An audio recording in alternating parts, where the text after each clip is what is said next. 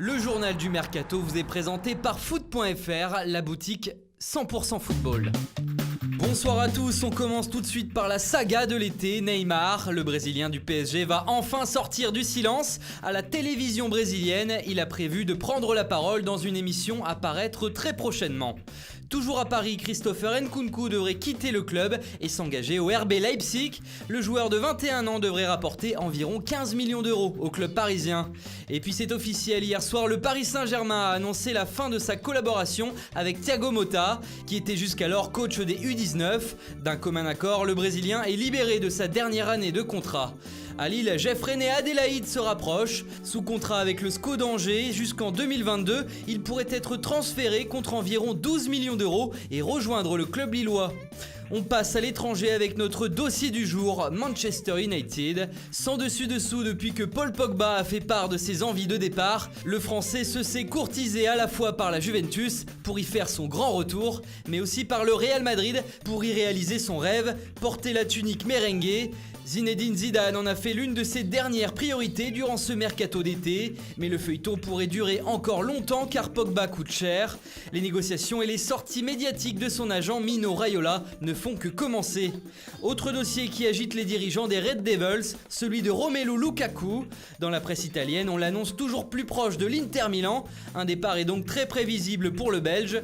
Et si Manchester United perd à la fois Paul Pogba et Romelu Lukaku, deux des piliers de l'effectif de Ole Gunnar Solskjaer, il va falloir les remplacer. Pour Pogba, plusieurs pistes sont envisagées au milieu de terrain. Parmi elles, un autre Français, Tiémoué Bakayoko, encore sous contrat avec Chelsea. Les dirigeants mancuniens se sont également renseignés auprès de Southampton pour l'ancien Marseillais Mario Lemina. On parle aussi du jeune anglais de Newcastle, Sean Longstaff.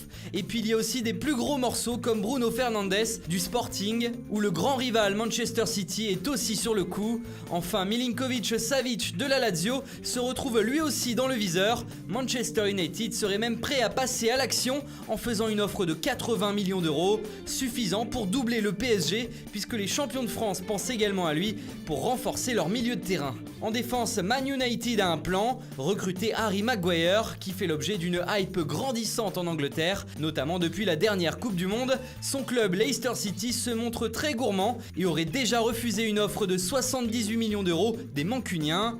Alors en plan B, les Red Devils pourraient se tourner vers l'international serbe de la Fiorentina, Nikola Milenkovic. À Arsenal, un communiqué officiel est venu perturber la journée. Dans celui-ci, on apprend que Laurent Koscielny veut quitter le club cet été et qu'il est déterminé à partir au clash. La preuve, le défenseur français a refusé de prendre part à la tournée estivale des Gunners aux États-Unis, comme l'a révélé publiquement le club londonien. Parmi les clubs intéressés, on retrouve Bordeaux, qui en a fait sa priorité, mais aussi Rennes et l'Olympique Lyonnais. Et toujours chez les Gunners, ça brûle pour le recrutement du Stéphanois William Saliba. Âgé de 18 ans, le prodige défenseur de l'ASSE devrait signer prochainement à Arsenal contre 30 millions d'euros avant d'être prêté dans la foulée pour une saison à Saint-Etienne. Un bon deal qui va lui permettre de grandir un an de plus en Ligue 1. Et c'est officiel, le nouveau latéral gauche de l'Olympique Lyonnais s'appelle Youssouf Koné. Il a posé sous ses nouvelles couleurs. Il arrive en provenance de Lille. Le FC Porto annonce le retour d'Ivan Marcano, parti libre à l'AS Roma l'été dernier. Le défenseur central espagnol revient donc à la maison. À la Roma, justement, on a accueilli aujourd'hui le gardien du Betis Séville, Paul Lopez. L'Espagnol a signé un contrat de 5 ans. Kayserispor accueille Emen Abdenour. Le défenseur central prêté ces 2 dernières saisons à l'OM a résilié son contrat avec Valence avant de s'engager en Turquie. Aston Villa a annoncé la signature du jeune défenseur prometteur de Brentford, Erzi Konsa, âgé de 21 ans. Lucas Zidane a été présenté par son nouveau club, le Racing Santander, où il est prêté pour une saison par le Real Madrid. Et puis au FC Barcelone, on prépare l'avenir avec le recrutement de Louis Barry, jeune anglais de 16 ans révélé du côté de West Bromwich Albion. Voilà, c'est tout pour aujourd'hui. Bonne soirée à tous et rendez-vous demain pour de nouvelles informations sur le Mercato.